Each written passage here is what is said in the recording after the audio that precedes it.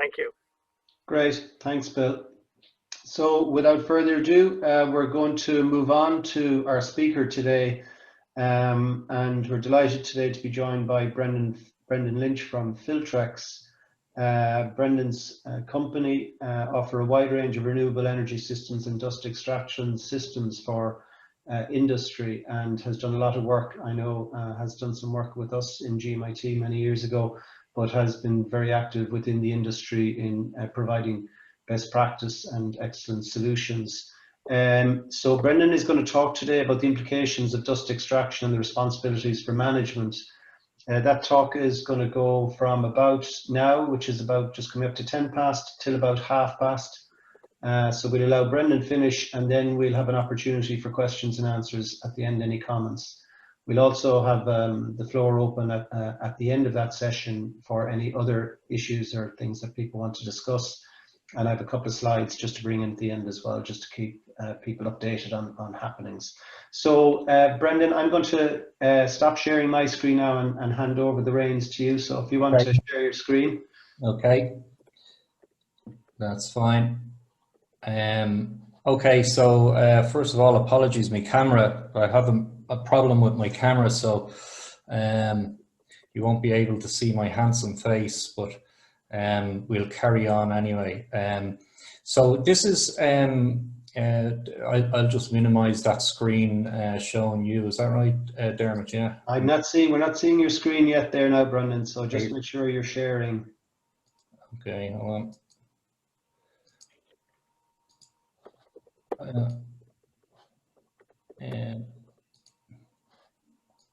Okay. Yeah, that's great now. Perfect. Okay. All right. So basically, this is just a presentation I put together based on conversations we've had with the insurance industry and things that have happened even in the last 4 months, where one or two of the insurers have actually pulled out of the market. And we, with one of our better customers, we actually went and sat down with Aviva and went through the system that they had installed, and Aviva didn't want to write any business for them, but after going through the system and explaining what we'd done there and how we mitigated against the risk of fire and explosion and so on, they actually did write insurance for them. But the big thing is that people are pulling out of the market because insurers are pulling out of the market because of the risk that's involved and lack of compliance, even though they're not really sure what compliance is themselves, but it's the amount of claims that are coming in from the industry. So I'll just start by, hold on a second here. This is, oh, there we go. Okay. We have a bit of an agenda. So a little bit about us. Companies that we actually use for equipment supply, bit about dust extraction in general, compliance with legislation, the issues that the underwriters have, and then a bit about what we see as the main failures with LEV. LEV is the technical name for dust extraction. It's local exhaust ventilation. And the next thing then is how to make your company more attractive for insurers, and then what you can do to mitigate against it, spark detection and extinguishing systems, and the benefits of a well-designed system. So basically we've been going since 2002. Before that I was running another company. I had been 11 years with them. So I've been in the dust extraction and wood processing industry from about 1990, delivering dust extraction systems, a lot of it to the wood processing sector, different parts of it. So we have been designing and installing systems from 2002.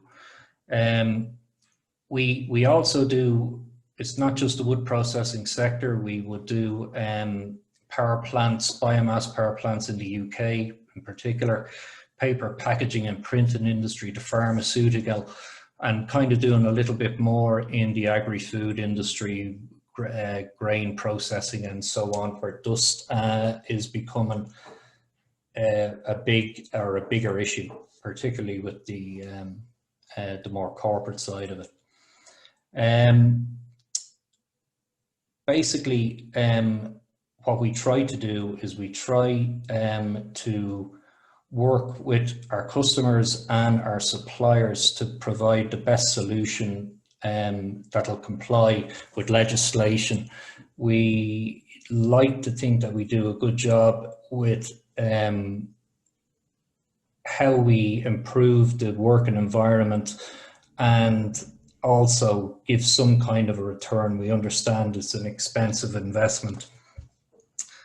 So the main areas that we cover are dust extraction and filtration, spark detection and extinguishing. We do explosion prevention and suppression. We also do biomass boilers and heating system. That's a whole other topic. Paint spraying equipment, spray booths and drying systems. We do automatic paint sprayers as well as just manual booths. We do briquette plants, and we also do quite a bit in the waste sector. Companies that we're dealing with are just some of the companies that we're dealing with. Hocker Polytechnic are kind of best of class in Europe for dust extraction, particularly for the wood processing sector and the paper and packaging industry. And then we use IEP are actually owned by Horbiger, who are a huge multinational who do explosion protection from anything from the pharmaceutical industry to the petrol processing and the oil industry, oil and gas industry. And they have recently bought a Texon who do spark detection and extinguishing systems to add to their portfolio of areas or sectors that they cover. One of them that they were looking at was the biomass and wood processing sectors, which normally aren't covered with these things.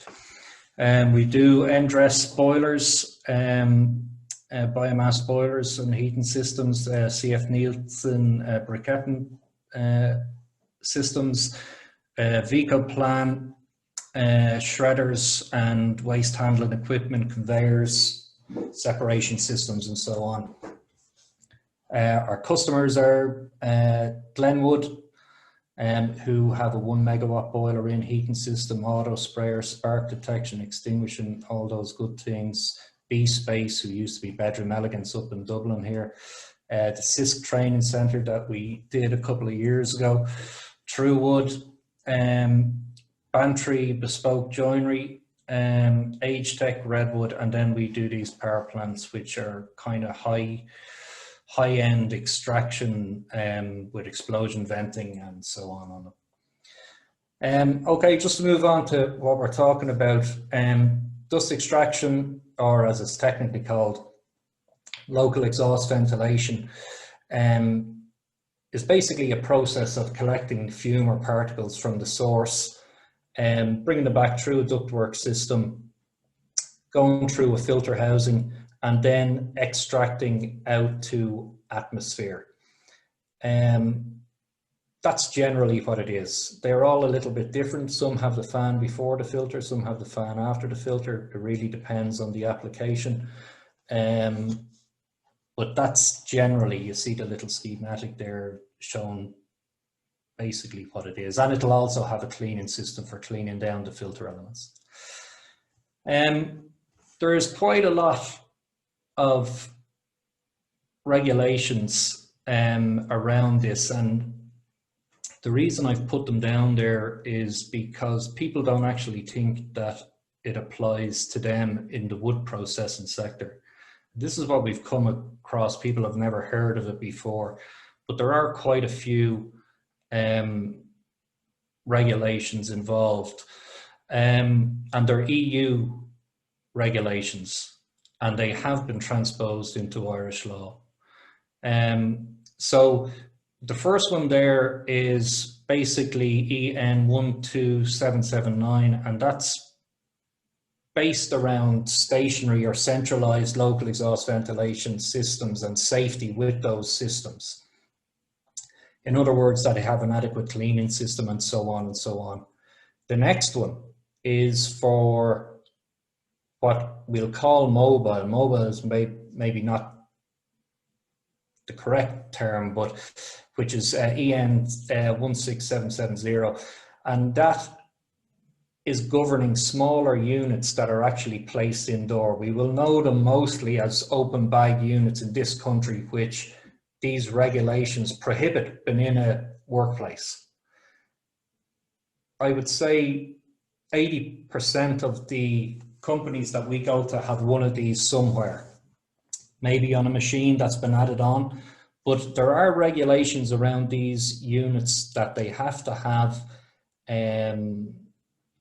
fire extinguishing equipment on them. You can actually put them in, but they're high-end units and they're expensive. The open bag units that you buy off a machinery dealer technically are illegal in a workshop. And that is down to the amount of emissions. First of all, the amount of emissions that come through the filter bags, and then the other one is fire risk. The next one is one which has come in 2014 there, and it was actually brought into law here in Ireland in 2017, and that is to do with equipment that is been. It's ATEX is, to explain ATEX briefly, is ATEX are the regulations governing explosive atmospheres, and wood dust is explosive. So any equipment that you have in or around your plant you should have looked at ATEX before you brought that equipment in, to make sure that the equipment is compliant with the ATEX regulations. So the 2014 one is about equipment itself that's coming in. The 1999 one is to do with precautions taken in the workplace itself where explosive atmospheres may be present. In other words, that you reduce the amount of ignition sources and so on around flammable dusts and vapors and so on. The amount of places I go into that I've never even heard of ATEX or heard of ATEX and don't think it actually applies to them. But the main thing about ATEX is that you can't use ignorance as a defense if something goes wrong. So you can't say, well, we didn't know about this, or if someone had told us. It's the owners of the company or the directors of the company, including the managers, you don't have to be a director, that are responsible for implementing these regulations. There's a case at the moment going on in the UK. I don't actually know if it's completed or not, but in November last year, there was a director of a company called Bowden Recycling. In 2015, they had an explosion where 4 people were killed and several people seriously injured. And the director of the company and 4 of the managers were charged with corporate manslaughter. And they were charged with this in December last year. It could have been November or December. How the case has gone on, I don't know, but it was under the ATEX regulations that they were charged.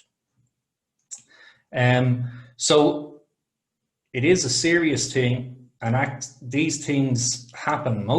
You're more likely to have a fire than have an explosion, because the conditions for an explosion are quite difficult to come across, or to actually get to that. But they do exist, and where they exist most often is inside a filter unit or inside a silo. and not generally out in the open workshop or anything like that. And then the other thing is, which came into maybe only 2 years ago, is that by law you actually have to do LEV testing. If you've got a dust extraction system, you have to test it at latest every 13 months. And to test it, what you're doing is you're testing it against what the design is, and that it's actually maintaining the air velocities in the pipe that it was designed to do. And that's law now. And if you go onto the HSA's website, they actually have a whole section on LEV testing and what you should do if you have an extraction system. Okay, so that's pretty, you could spend a whole day talking about ATEX and what it involves and so on, but as directors of the company, or owners of the company, or even managers, you're obliged to actually, if you have an explosive atmosphere or dealing with explosive dusts or flammable dusts, what you actually have to do is you actually have to get a classification done of the whole plant, and you actually zone the different areas from your spray booth to your dust extraction system and so on and so on.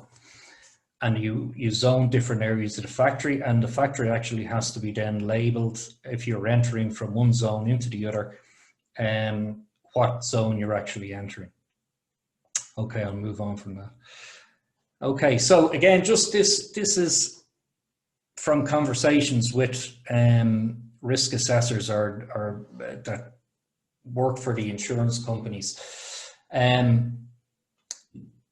The reason they're pulling out, the reason some of the companies are pulling out of the market, they don't have the appetite for the wood processing factors, and these are the reasons why. It's a problem for you all, because, you know, if the level is set so low, you're not going to have many people competing in the market for insurance, and that's why people are paying exorbitant premiums, apart from our usual thing in Ireland with the insurance companies.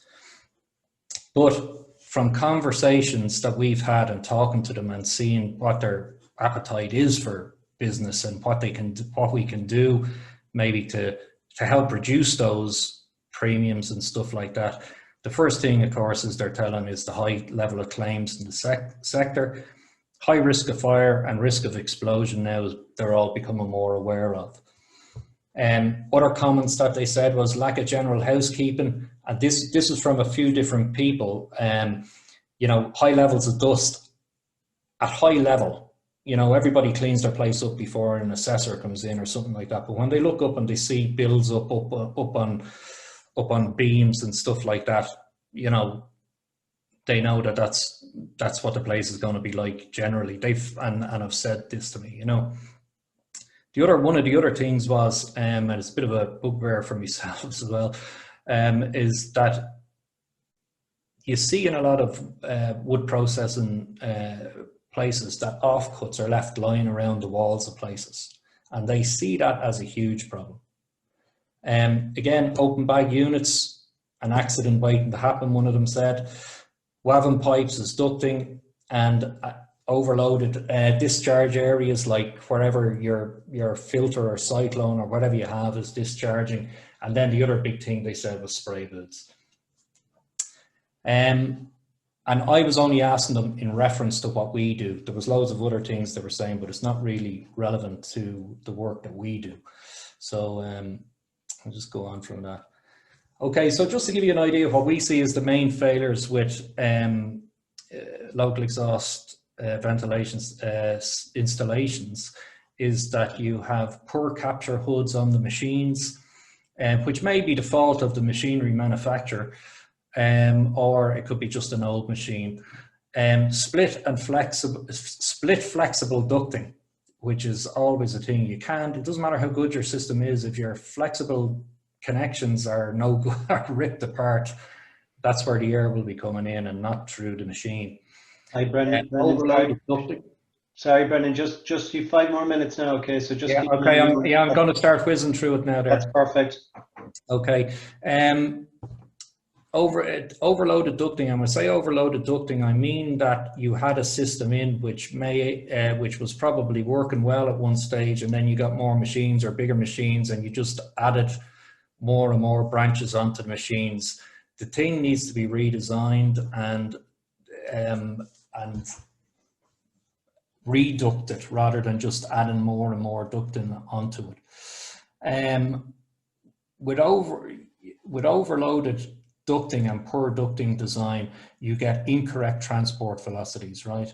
And basically you get material settling down in the bottom of the ductings, which is a fire hazard. These are one of the things that the LEV testing is hoping to get rid of, because if you get a fire in a ducting and the ducting it goes on fire, it'll collapse into the factory. Incorrect type of ducting, like ducting coming in at 90 degrees, not coming in at 45 or 30 degrees, causes a lot of turbulence in the system, causes fallout of the material. The wrong size fan is straightforward enough, but the problem is if the fan is too big, it overloads the filter, and that's a huge problem because it can really lead to creating an explosion. No cleaning system in the filter plant, non-compliant equipment, no fire protection, no explosion protection, and the owner doesn't see dust extraction as a good investment for him. And this is just how can you make your company more attractive for insurance, is make yourself aware of what the legal obligations and responsibilities are. And if you actually read into it, you'll see there's more involved in it than you think there is. Know the regulations, know what your minimum transport velocity should be, the level of dust that should be in the air, and the regulations around fire, and fire compartmentalization as well. Engage with a competent designer to evaluate the system. Only install equipment that's compliant with the regulations. Keep your workshop clear of offcuts. Clean down your workshop once a year, high levels, flat surfaces included. Install spark detection and extinguishing equipment, and keep maintenance records for each machine. That's one of the things that the insurers said, is that, you know, they look at, there's supposed to be a booklet at each machine explaining how the machine works. There's very, very few places have it. Spark detection and extinguishing, just a schematic there is, back here you have the spark coming through the system where the fan is. It's detected by these detectors here, and it's extinguished by high pressure water that's held in this pressure booster here at about 7 bar. It works in milliseconds. I'll carry on there. The benefits of a well-designed system basically are that you have a safe, monitored system, better working environment for your staff, lower running costs, lower insurance in the long term, producing fuel from your waste material, no landfill charges, transport waste, lower fire risk, lower explosion risk, and a bit of peace of mind, and that's it. Any questions? Great, Brendan. That's brilliant. Now, thanks for wrapping up there. Just want to make sure, I suppose, that people have time to come in is the important part in this now as well. So you've given a great overview. I think often these kind of things probably scare people to death, and people want to maybe ignore them, but I think you've underscored the importance, particularly with regards to European norms and the directives, and I've shared with everybody in the chat the HSA